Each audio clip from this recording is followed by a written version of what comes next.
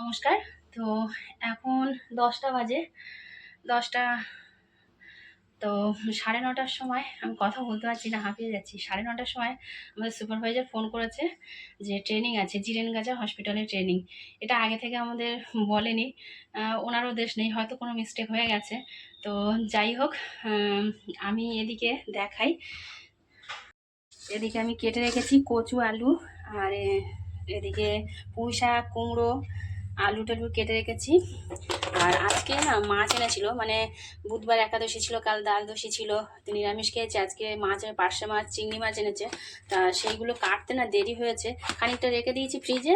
আর এইগুলো রান্না করবো বলে এটা রেখেছিলাম, কিন্তু আর রান্না মানে পারিনি। 9:30টা বাজে। এই মশলা টশলা সব করে রেখেছি, তো পারিনি। তো ভাতটা বসিয়ে দিয়েছি। কি করব, আমার ওনাকে বললাম যে তুমি রান্না করবে, তা ও তো রান্না করে না, একদমই রান্না করে না।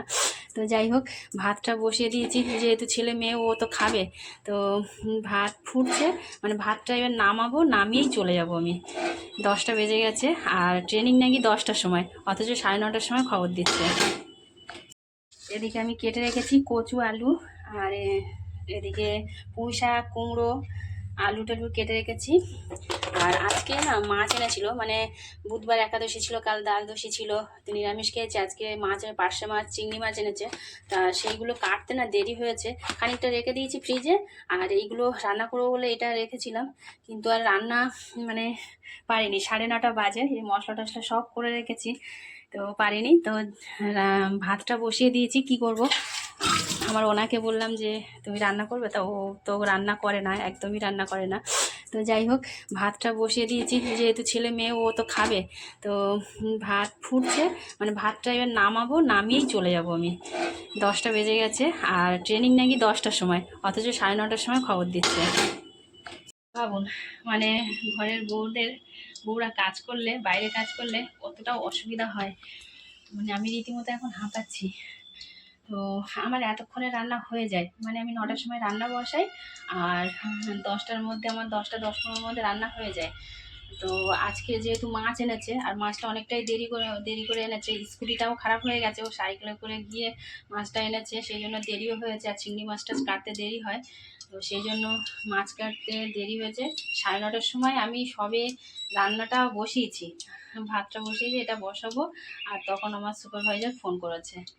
তো কিছু করার নেই, ঘরের কাজের থেকে বাইরের কাজটা আগে সামলাতে হবে। আর আমার হাজব্যান্ড এদিক দিয়ে আমার খুব ভালো, মানে ও রান্না নিজে করতে পারে না, তো কী হয়েছে, আমার কাজে কোনো দিন মানে অবহেলা করে না, কিংবা কিছু বলে না যে আগে বাড়িতে সব কিছু করতেই হবে। আমি ওকে বললাম যে কি করব তাহলে, তা ও বললো যে তোমার রান্না করতে হবে না, আলু সিদ্ধ ভাত যা হোক কিছু করে আর তুমি চলে যাও। তো ওই আলু সিদ্ধ আর ডিম সিদ্ধ ভাত, সকালবেলা একবার ছেলে মেয়ে ডিম আলু সিদ্ধ দিয়ে ভাত খেয়ে চলে গেছে। মানে সকালবেলা ভাত করে দিই, ওরা এক্সাম আছে, খেয়েছে, ওরা তিনজনেই খেয়েছে, ছেলে মেয়ে, আমার হাজব্যান্ড। আর আমি একটু চিঁড়ে, দুধ, কলা এসব খেয়েছি। তো যাই হোক, একটা ডিম সিদ্ধও খেয়েছি। আর এবারে রান্নাটা করবো, জানি 10:30টার সময় সেন্টারে বেরোবো, তা সেটা আর হলো না। আমি এখনও সেন্টারেও খবর দিতে পারিনি যে যেতে পারবো না। আমি জাস্ট ভাতটা নামানোর অপেক্ষায় রয়েছি, ভাতটা নামিয়ে আমি বেরিয়ে পড়বো। 10টা 10 অলরেডি বাজে, আর জিরেনগাছা হসপিটালে যেতে যেতে অনেকটাই সময় লাগবে। তো টাটা, রাখছি। এই পার্শে মাছ দিয়ে কচু আলু দিয়ে ঝোল করব, আর চিংড়ি মাছগুলো দিয়ে পুঁই শাক কুমড়ো দিয়ে একটু চচ্চড়ি করব। তো সেটা আর হলো না, এখন চলে যেতে হবে। তো কিছু করার নেই, আগে বাইরের কাজটা, অফিসিয়াল কাজটা সামলাতে হবে।